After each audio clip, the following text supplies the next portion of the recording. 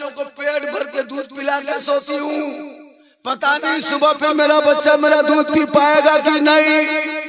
एक बाप कहता मैं अपने बेटे को रात भर देख के सोता हूँ, पता नहीं इजराइल के बम से फिर दोबारा हम बाप बेटे मिल पाएंगे कि नहीं। मुसलमानों, अल्लाह ने इतनी अच्छी तुमको जिंदगी दी है, आराम से सोते हो, आराम से बैठते हो, आराम से सोते हो, फिर भी अल्लाह का शुक्रिया अदा नहीं करता।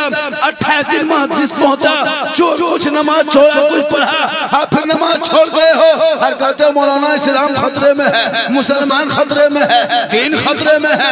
याद रखो इस्लाम खतरे में नहीं, खतरे में तू है, तेरा समाज है, तेरा समाज है, तेरा बेटा है, तेरी सोच है। अरे मेरा इस्लाम कल भी जिंदा था, आज भी जिंदा है, कयामत तो इस्लाम जिंदा रहेगा।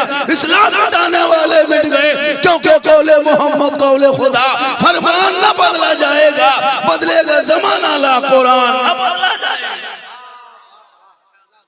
ये वक्फ बिल दोनों सभा में पास किया जबरन, वक्फ बिल समझे, समझते हो, मैं उसका कंडम करता हूँ, मैं उसका बहिष्कार करता हूँ और सारे लोग उसका कंडम करें, उसका बहिष्कार करें, क्योंकि इसलिए जबरन थोपा है मुसलमानों पर। जमीन मेरी है, ये प्रॉपर्टी जो है दान है, खैरात है।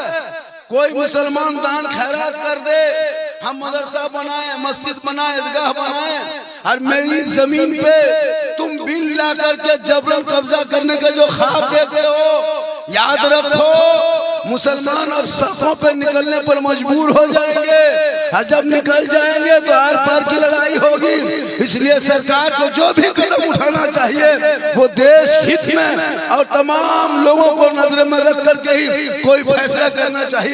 लेकिन जब से ये आए हैं तब से बिल ही ला रहा है, कभी बहरहाल नहीं देखे, कभी 3 तलाक का बिल लाया, कभी 370 का बिल लाया, कभी सीए का बिल लाया, कभी एनआरसी का बिल लाया, कभी वक्फ का बिल लाया। ये बिल लाते लाते एक दिन बिल में घुस जाएगा और ये फिर बाहर नहीं निकल पाएगा। इसलिए कि जुल्म का हर जुल्म का अंत होता है, हर उरूज को जवाल होता है। फिरौन आया चला गया, शद्दाद आया चला गया, कारून आया चला गया, अबू जहल आया चला गया, उतबा आया चला गया, शिबा आया चला गया। 22,000 फौज मैदान करबला में आया था कुरान पलटने के लिए, 72 खड़े थे। दुनिया ने देखा जुल्म करने वाले यजीदियों का नामो निशान करबला में मिट गया, सबर करने वाले हुसैन पूरी दुनिया में।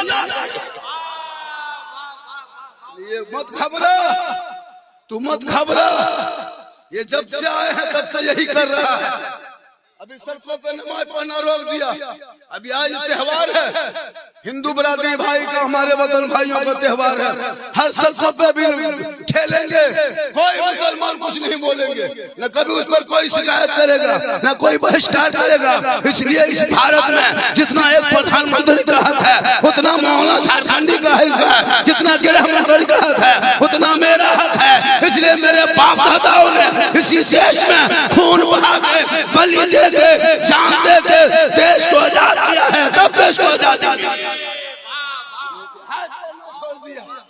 बेटा हाथ में मोबाइल लेके घूमेगा, कहेगा ईमान मुसलमान खतरे में है। बेटा शराब पिएगा, कहेगा मुसलमान खतरे में है। बेटा स्कूल जाना छोड़ दिया, बोले इस्लाम खतरे में है। बेटा पेशाब करके पानी लेता, कहता इस्लाम खतरे में है। याद रखो मुसलमानों, वो दिन पलटेगा, फिर दुनिया देखेगी दोस्त तो दोस्त है, दरिया में ना छोड़े हमने, बहरे जुल्मात में दौड़ा दिए।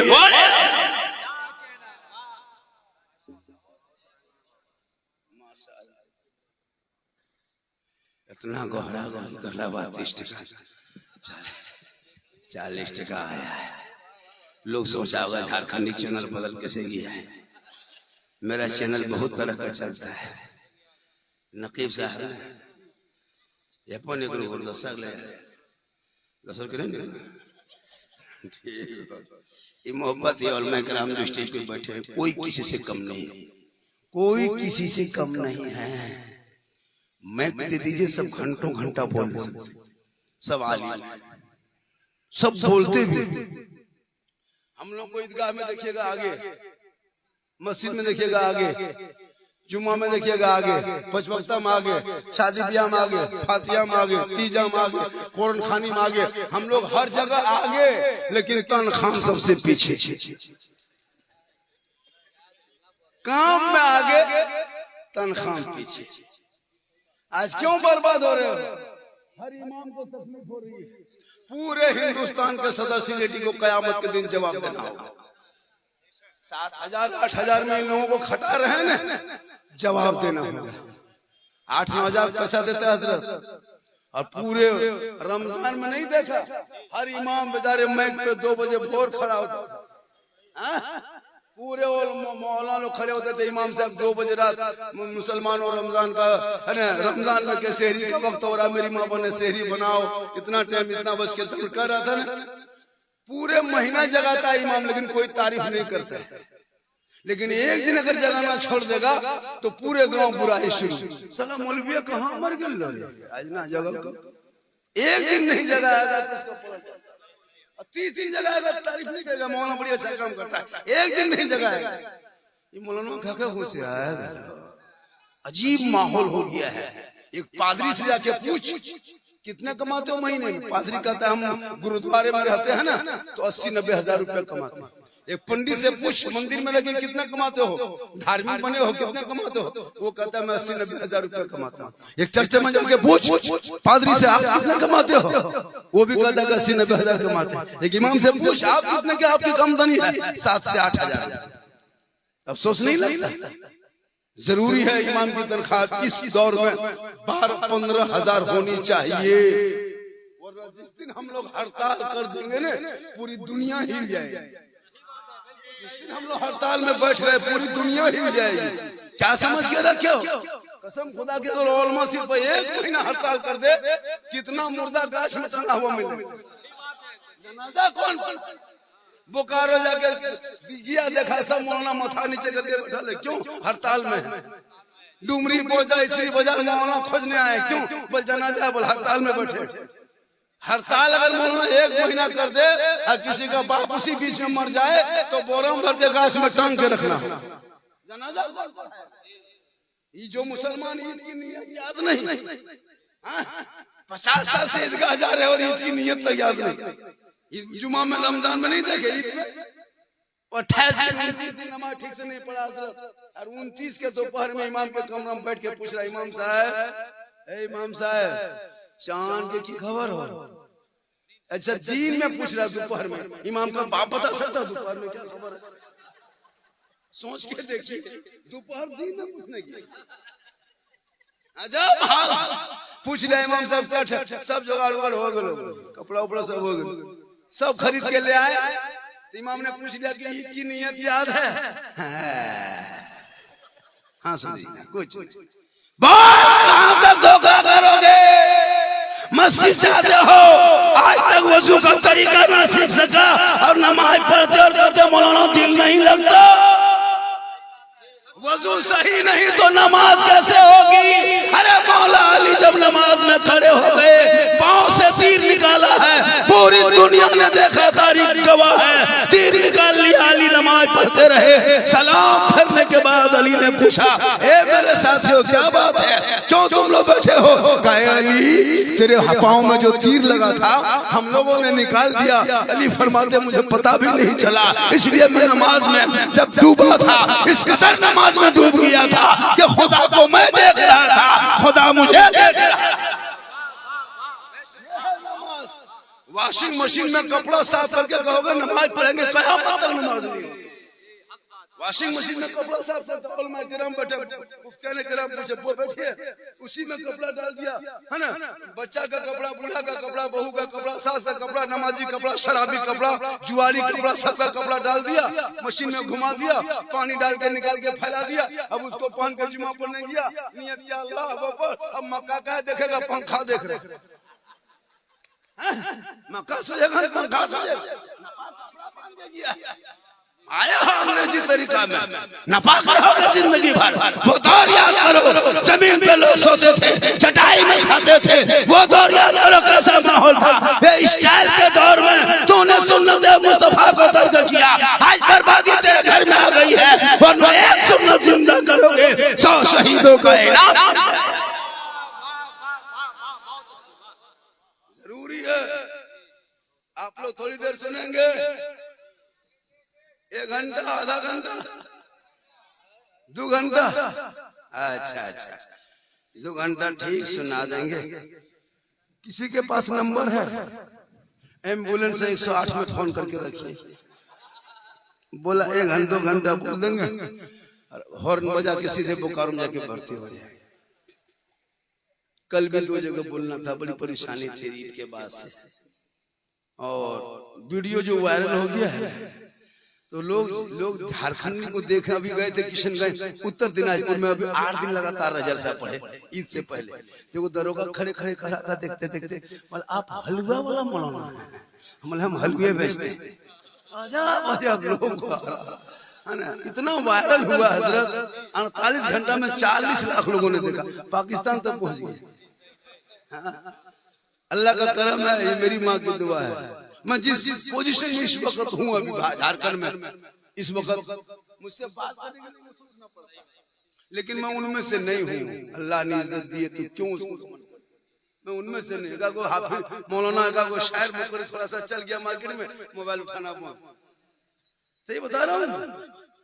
आजकल ऐसे ऐसे शायर पैदा हो गया, अरे बाप मत पूछिए। मैंने 18 साल उम्र सही से नहीं, उसका जुब देखिएगा, किसी को नहीं। बड़े बड़े उलमा मुफ्तिया कराम हमारे कारी साहब सब बैठे हुए, कोई गम नहीं, एकदम स्टाइल से आया, पढ़ लिया। अभी तो कोई इशारा आया, पहले बैठ के पढ़ेगा, फिर मैं कुआ खोल के पढ़ेगा, फिर खड़ा होके पढ़ेगा। बोले ये कलाम पढ़े थे बगोदर में, मजमा में आग लगा दिए थे, बोले यहाँ बम पटक दो, खत्म हो जाएगा। ये सब नाटक करके कब तक जिंदगी। सबसे बड़े शायर हमारे इलाके में कम, हमारे गिरिडीह बोकारो में भी शायर नहीं हजरत। जब जलसा मिला करो तो इन्हीं लोगों को ज्यादातर बुलाइए, बाहर वालों को छोड़िए। जब होगा वो तौफीक दे तो बुला लो, मनी का तो मत बुलाओ। लेकिन अपने इलाके जब जनाजे में हम लोग नहीं आएंगे, जैसे कल यहाँ का कोई जनाजा होगा ना इस गाँव में, तो हम नहीं रहेंगे, यही लोग रहेंगे, यही लोग रहेंगे।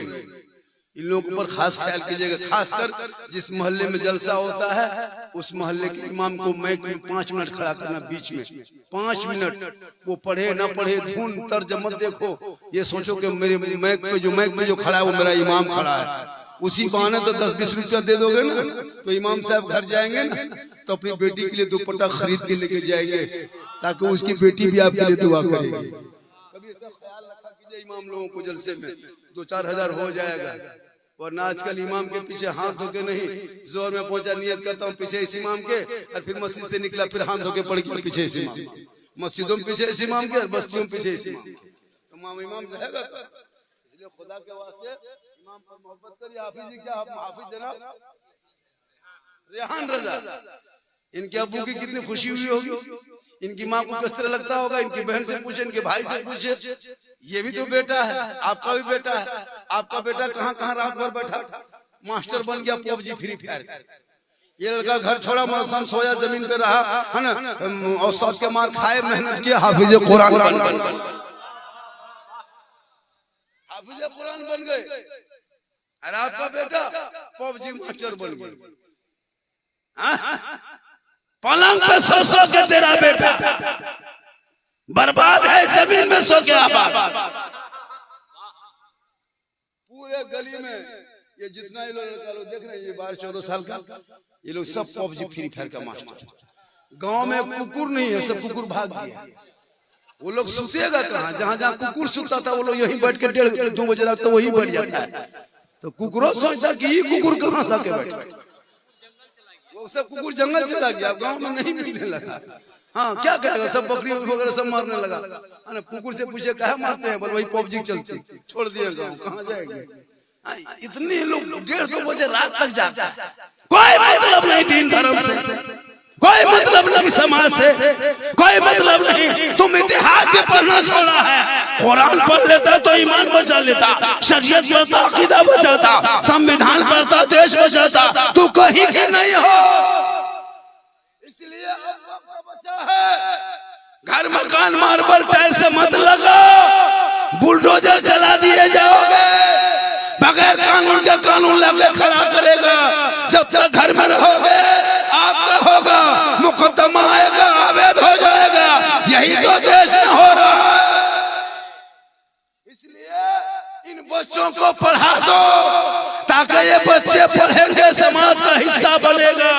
घुटना नहीं टेकेगा, हक छीन के ले लेगा। इसलिए जरूरी है घर मकान नहीं झोपड़ी में रखना, बेटे को आलिम बनाना, डॉक्टर बनाना, इंजीनियर बनाना, प्रोफेसर बनाना, सब बना देना, लेकिन पहले अपने दीन को सिखा देना।